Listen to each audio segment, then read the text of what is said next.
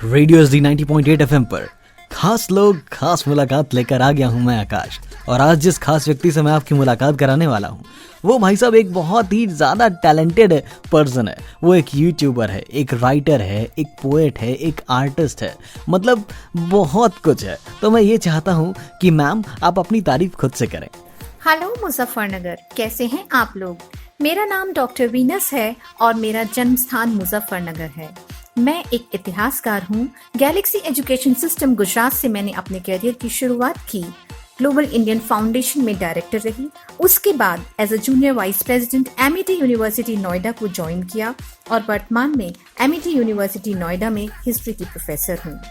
दोस्तों, आपको बता दूं कि मेरा एक YouTube चैनल भी है जिसका नाम है history with doctor Venus Jain. आप मेरे channel history with doctor Venus Jain पर history, women empowerment and current affairs पर बहुत सारे वीडियोस देख सकते हैं। और किसी पर्टिकुलर टॉपिक के बारे में आप जानना चाहते हैं तो history with doctor Venus Jain पर आकर कमेंट बॉक्स में लिखिए। मैं जल्दी ही आपके पसंद के वीडियो के साथ आप तक पहुंचूंगी। साथ ही मैं एक राइटर, पोएट और रिसर्चर भी हूँ। 100 से ज्यादा रिसर्च पेपर्स लिख चुकी हूँ। 8-10 किताबें भी मैंने लिखी हैं, जिनमें system of devadasis in India मेरी मोस्ट पॉपुलर बुक है, जिसको आप अमेजन या फ्लिपकार्ट से पढ़ सकते हैं। बचपन से ही पढ़ने लिखने का मुझे बहुत शौक था और सारी एजुकेशन गोल्ड मेडल्स के साथ मैंने पूरी की है। आपको ये बात बताने में मुझको बहुत खुशी हो रही है कि मेरे हार्डवर्क को एजुकेशन फ्रेटर्निटी ने आज भी बहुत सारे अवार्ड से एंडोर्स किया है, जैसे कि I got the president award from the president of India, I got the outstanding educator and scholar award and distinguished women scholar and educator award and many more. मेरे जीवन का मूल मंत्र है, हर एक पेड़ से साये की आरजू न करो, जो धूप में नहीं खड़े वो छांव क्या देंगे। मैम बिल्कुल ही सही सोच है आपकी, लेकिन मैम आप इतना सब कुछ मैनेज पता नहीं कैसे कर पाती थी। मतलब पढ़ाई के साथ साथ राइटर भी, पोएट भी, यूट्यूब भी। और मैम आपको बताना चाहूँगा कि आपकी आवाज़ बहुत ज़्यादा अच्छी है, मतलब सुन के बहुत अच्छा लगा। तो आज इसी बेहतरीन सी अच्छी सी कलाकार आवाज़ के साथ डॉक्टर वीनस जैन के साथ करेंगे ढेर सारी बातें। खास लोग खास मुलाकात। आप सुन रहे हैं खास लोग खास मुलाकात। रेडियो SD 90.8 FM पर खास लोग खास मुलाकात में मैं वापस आ गया हूँ। और आज मेरे साथ हैं डॉक्टर वीनस जैन, जो कि एमिटी यूनिवर्सिटी की प्रोफेसर होने के साथ साथ एक राइटर, एक यूट्यूबर और एक मल्टी टैलेंटेड लेडी हैं। तो मैम आप प्रोफेसर हैं और प्रोफेसर लोगों के डाउट्स क्लियर करते हैं। तो मैम मेरे मन में एक सवाल है, एक डाउट है कि मैम जब ये कोरोना वायरस और लॉकडाउन का पीरियड एक टाइम के बाद ख़त्म हो जाएगा तो लोगों के बिहेवियर में क्या क्या चेंजेस आ सकते हैं? मतलब अभी जैसे लोग घर में रह रहे हैं तो हो सकता है लोगों को घर में रहने की आदत पड़ जाए। क्या चेंजेस आ सकते हैं, आपको क्या लगता है? क्या वो पॉजिटिव चेंजेस होंगे या नेगेटिव चेंजेस होंगे? कोविड-19 तो अभी हमारे साथ है और अभी भी कुछ समय तक रहेगा। लॉकडाउन के बाद बहुत सारे चेंजेस निश्चित हैं। हमारी बहुत advance scientific knowledge, technological sophistication, हमारे सोशल बिहेवियर पर कंट्रोल इससे होने वाले डैमेज को निश्चित रूप से मिनिमाइज करेगा। परंतु आर्थिक, सामाजिक व राष्ट्रों के राजनीतिक भविष्य के ऊपर ग्लोबल लॉकडाउन का असर निश्चित रूप से देखने को मिलेगा। लीडरशिप की क्वालिटी की क्लोज स्क्रूटनी भी होगी और टेस्ट भी होगा। पावर राइवलरीज के जियोपॉलिटिकल ट्रेंड्स भी बदलेंगे। एक जो चार्म है माइंडलेस ग्लोबलाइजेशन का, वो निश्चित रूप से सफर करेगा, क्योंकि लोग स्वदेशी और आत्मनिर्भरता की तरफ आगे बढ़ेंगे। इकोनॉमीज अब ग्रोथ की जगह आत्मनिर्भरता को तरजीह देना ज्यादा जरूरी समझेंगी। Cyber technology, e commerce, digital interaction ने इस संकट के समय अपनी उपयोगिता को सिद्ध किया है और आने वाले समय में ये द्रुत गति से अपने चरम स्थान पर पहुंचेंगे। जैसे कि मैं आपको बताऊं, अभी तक किसी भी कॉन्फ्रेंस में की नोट स्पीच या एड्रेस करने के लिए सपोज सिंगापुर में है या गुवाहाटी में है तो हमें ट्रैवल करके वहां तक जाना होता था। लेकिन साइबर टेक्नोलॉजी के माध्यम से लॉकडाउन में हम घर बैठे ये काम कर रहे हैं, और जिस काम को पहले करने में हमें 3 दिन 4 दिन लगते थे और इतना सारा इकोनॉमिक एक्सपेंसेस भी आते थे, वो सब टेक्नोलॉजी के माध्यम से हम घर बैठे कर पा रहे हैं। सोशल बिहेवियर और सोशल नॉर्म्स में बहुत चेंजेस देखने को मिलेंगे। दुनिया भर में लोग फिजिकल डिस्टेंसिंग और पर्सनल हाइजीन की इंपॉर्टेंस को समझेंगे। ओवरऑल फ्यूचर सोसाइटीज जो लॉकडाउन के एक्सपीरियंस के बाद बाहर आएंगी वो ज्यादा sophisticated, digital, individualistic, less socially सेवी होंगी। लेकिन ये तो तय है कि एक नया सवेरा आएगा, हम और मजबूती से उभरेंगे, क्योंकि सुख दुख तो जीवन में आते और जाते हैं। दुख ज्यादा आ जाए तो घबराना कैसा, हिम्मत से काम लेंगे हम, घबराना कैसा। तो भाई कलाकारों का तरीका ही कुछ ऐसा होता है कि बात को एक अलग अंदाज में कहते हैं कि सामने वाले को बिल्कुल दिल में छू जाती है, टच कर जाती है। तो भाई साहब, आप मुजफ्फरनगर वासियों को भी ये बात समझ में आ गई होगी कि आपकी डॉक्टर वीनस जैन आपसे कह रही हैं कि भाई साहब हौसला नहीं हारना है, हिम्मत रखनी है अपने अंदर लगातार। तो भाई साहब ऐसी अच्छी बातों को अपने आसपास फैलाइए, अच्छी आदतों को अपने आसपास फैलाइए, अच्छी चीज़ों को अपने जीवन में पनाह दीजिए और सोचिए कि आगे क्या कर सकते हैं कि जिससे ये चीज़ें पॉजिटिव वे में जाएं। मैं बस लौटता हूँ थोड़ी ही देर में, फिर करेंगे इनसे एक और सवाल, क्योंकि भाई साहब प्रोफेसर है ना, प्रोफेसर से एक स्टूडेंट के सवाल लगातार चलते रहते हैं। तो अगला सवाल इनसे करते हैं बस थोड़ी देर में। तब आप सुन रहे हैं खास लोग खास मुलाकात।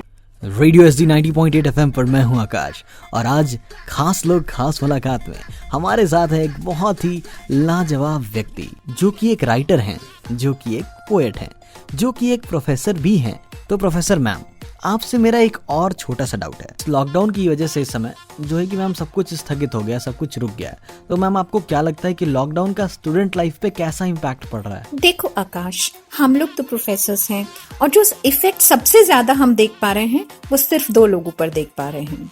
पहला, टीवी के माध्यम से माइग्रेटिंग लेबरर्स पर, और दूसरा उन स्टूडेंट्स पर जिनके साथ हम रात दिन डायरेक्टली जुड़े हुए हैं।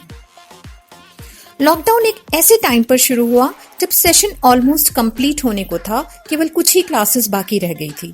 हमने ऑनलाइन वो सब क्लासेस पूरी की और पाया कि स्टूडेंट्स वर्चुअल क्लासेस में ज्यादा अटेंटिव और इंक्विजिटिव थे। मे बी उनके लिए एक नया एक्सपीरियंस था, या फिर वो एक कंफर्टेबल सिचुएशन में थे, उनके आने जाने का कॉलेज में वो सब वक्त बच रहा था। एकेडमिक्स के अलावा हम लोगों के यहाँ एक मेंटर मेंटी सिस्टम चलता है, जिसके तहत मैं भी 50 बच्चों की मेंटर हूँ। हर हफ्ते उन 50 बच्चों से बातचीत होती है जो अरुणाचल प्रदेश से लेकर चेन्नई तक फैले हुए हैं। कॉलेज में जब इन बच्चों को देखती थी तो एक सामाजिक संरचना की चिंता होती थी। लड़कियां घर का काम नहीं करती थी, खाना बनाना उनको आता नहीं था, बॉयज का फैमिली के साथ कोई इंटरेक्शन नहीं था, पूरे दिन बाहर घूमते थे। लेकिन लॉकडाउन में मेड्स के ना आने से सब लड़कियों ने खाना बनाना सीख लिया। बच्चों ने पार्टीज की जगह फैमिली के साथ टाइम बिताना सीख लिया। एक स्टूडेंट जो नॉर्थ ईस्ट से है, उसने बताया कि उसके पापा पॉलिटिक्स में हैं और जब भी वो घर जाता था कभी भी उसके पापा उसको नहीं मिलते थे।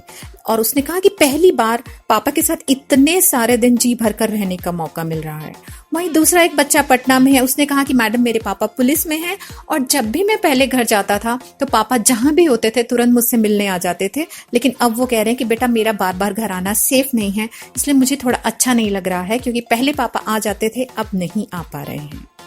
इन सब बच्चों के स्ट्रेस को कम करने के लिए मैंने उनको एक असाइनमेंट भी दिया, लाइफ इज ब्यूटीफुल, जिसमें उनको अपनी लाइफ का मोस्ट ब्यूटीफुल इंसिडेंट लिखकर हमें भेजना है ताकि हम एक हैप्पीनेस कंपेंडियम बना सकें। उसको जो कोई भी कभी भी जितने भी स्ट्रेसफुल टाइम में पढ़े, लेकिन उसका रिजल्ट होगा कि पढ़ने वाले को हमेशा खुशी होगी। और क्योंकि इस सेशन का क्लोजिंग था तो सभी बच्चों के सामने एक क्वेश्चन तो बिल्कुल उनको हॉरिफाई कर रहा है हर समय, और वो है एग्जाम्स। जब भी बातचीत हो, कुछ भी बात हो, घुमा फिरा कर वो ये जरूर पूछते हैं कि मैम एग्जाम्स का क्या सीन है, जिसके बारे में अभी कोई जवाब तो नहीं दे पाती हूँ, लेकिन जिसको सुनकर दो लाइनें याद आ जाती हैं, वक्त कैसा भी हो लेकिन मन एक सीपी है, आशा मोती है, पल पल जीवन का एक चुनौती है, सोने ना दे आग सीने की, कर ले लगन से तू प्यार, आवाज देकर बुला ले तेरे लिए ये जहां। मन एक सीपी है, आशा मोती है, पल पल जीवन का एक चुनौतियों से सामना करने के लिए हिम्मत देने वाली हैं आप लोग। मतलब मैम सही कहा गया कि एक टीचर जो होता है, एक गुरु जो होता है, वो हमेशा जो है एक सही राह पे बच्चों को आगे बढ़ने के लिए मदद करता है। मैम जिस तरीके से आप असाइनमेंट दे रही हैं, एक्चुअली हम जब कॉन्वेंट स्कूल में थे तो हमारे यहाँ जो है कि ये वाली एक्टिविटी कराई जाती थी कि भाई साहब तुम्हें अपनी लाइफ का बेस्ट मूवमेंट लिखना है। उनका भी मोटिव यही होता था कि जब तुम इसे पढ़ोगे तब तुम्हें खुशी होगी। और मैम वैसे भी बहुत जो एग्ज़ाम का एक प्रेशर है ना, ये बड़ा सा सर दर्द बना हुआ है इस समय कुछ बच्चों के लिए। बहुत ज़्यादा प्रॉब्लम है, कुछ लोग फेस कर रहे हैं और कुछ लोगों को मज़ा आ रहा है, कुछ लोगों में दिक्कत ही नहीं है कि होगा तो होगा, देंगे तो दे देंगे यार एग्ज़ाम। और मैम कुछ लोगों के लिए ये एग्ज़ाम इतना ज़्यादा सिंपल हो गया ना, मतलब बुक्स दे दी जाती हैं और आप बुक्स के थ्रू आंसर दे सकते हैं, मतलब कोई प्रॉब्लम नहीं है। तो मेरी जैसे दोस्तों से बात होती है तो वो बताते हैं कि भाई साहब कोई दिक्कत नहीं भाई, अब तो जो है बैक लगी नहीं सकती। अब बैक लगने का कोई चांस ही नहीं है। खैर फिलहाल हमारे साथ डॉक्टर वीनस जैन, मैंने बताया ना आपको कि ये कलाकार है और कलाकार की पेन जब चलती है ना, वो नॉर्मल बातें नहीं निकलती हमारे ऐप की जैसी, वो ऐसी ऐसी लाइनें निकलेंगी कि आप सुन के एकदम से लगोगे ये क्या बोला यार। तो बहुत बहुत ज़बरदस्त टैलेंट है हमारी मैम के अंदर, ठीक है। तो अभी इनसे और सारी बातें करनी है हमें। हाँ तो भाई मैंने कहा कि प्रोफेसर है भाई, अब प्रोफेसर से मेरे सवाल तो कभी ख़त्म होंगे नहीं। हाँ पता है बचपन में मेरे पास सवाल नहीं होते थे, लेकिन आज मेरे पास बहुत ज़्यादा सवाल है मैम से पूछने के लिए। तो एक लास्ट सवाल मैं इनसे और पूछूंगा बस थोड़ी देर में, only on radio SD 90.8 FM, जो करता है आपसे आपके दिल की बात। और हमारे साथ हैं एमिटी यूनिवर्सिटी के प्रोफेसर डॉक्टर वीनस जैन। आप सुन रहे हैं खास लोग खास मुलाकात रेडियो SD 90.8 FM पर मैं हूं आकाश। और कहा जाता है ना कि यार अच्छे लोग जो है वो बहुत कम टाइम के लिए मिलते हैं। तो मैम आप प्रोफेसर हैं और जाते जाते मेरा एक और डाउट है। वो होता है ना कि क्लास से टीचर जाता रहता है और बच्चे कहते हैं मैम एक डाउट है प्लीज़ उसको भी बता दीजिए, तो फिर हम कॉपी लेके बाहर चले जाते थे और मैम वो डाउट सॉल्व करती थी। और मैम इसी तरीके से मेरा एक और सवाल है आपके लिए जो मैं इनके लिए पूछने वाला हूँ कि आप जाते जाते इनके लिए क्या कहना चाहती हैं, हमारे मुजफ्फरनगर वासियों के लिए क्या कहना चाहती हैं? दोस्तों, स्टूडेंट्स की प्रेजेंट सिचुएशन तो आपको बताई, लेकिन वो मजदूर जिनकी पीड़ा की झलक मात्र ही मन को झकझोर देती है और जिनमें से कुछ ने अपनी जान मुजफ्फरनगर में ही गंवा दी है, उनको कुछ पंक्तियां समर्पित करना चाहती हूँ। जिंदा रहे तो फिर से आएंगे बाबू तुम्हारे शहरों को आबाद करने। हम वहीं मिलेंगे गगनचुंबी इमारतों के नीचे, प्लास्टिक के तिरपाल से ढकी झुग्गियों में, चौराहों पर अपने औजारों के साथ, फैक्ट्रियों से निकलते काले धुएं जैसे होटलों और ढाबों पर खाना बनाते, बर्तनों को धोते, हर गली हर नुक्कड़ पर फेरियों में रिक्शा खींचते, ऑटो चलाते, रिक्शा चलाते, पसीने में तरबतर होकर तुम्हें तुम्हारी मंजिलों तक पहुंचाते। हर कहीं फिर हम मिल जाएंगे तुम्हें, पानी पिलाते, गन्ना पेरते, कपड़े धोते, प्रेस करते, सेठ से किराए पर ली हुई रेडी पर समोसा तलते या पानी पूरी बेचते।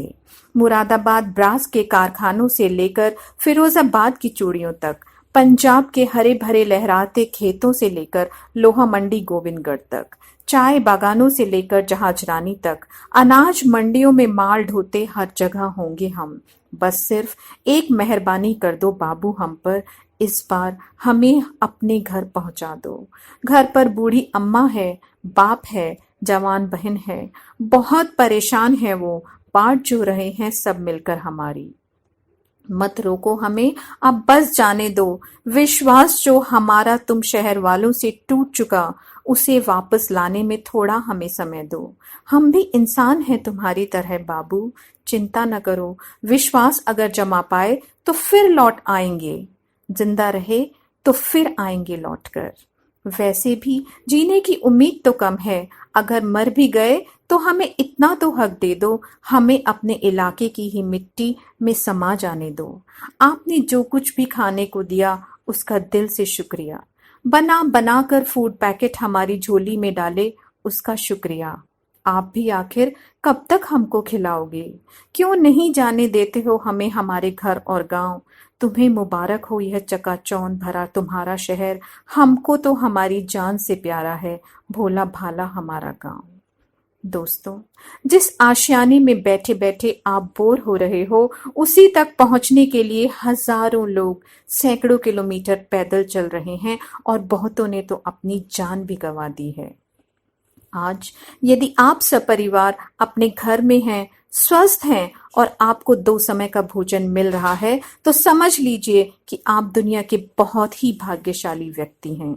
घर में रहिए, सुरक्षित रहिए।